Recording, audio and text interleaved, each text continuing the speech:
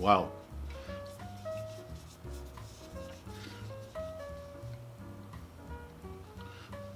Strawberry and raspberry combination is great, but that sourness, and it's not an overpowering, it's not a real pucker power sour. It is just a most pleasant sour that blends with the sweetness of those berries.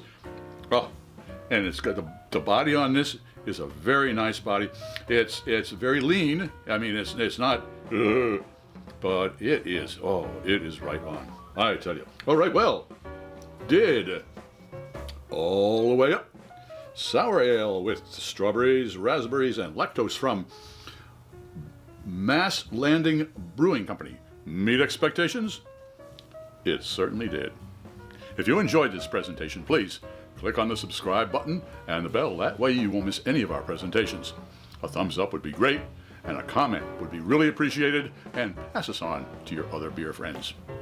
I'm Pete LaFrance, the Old Growler, hoping all of your beers meet expectations.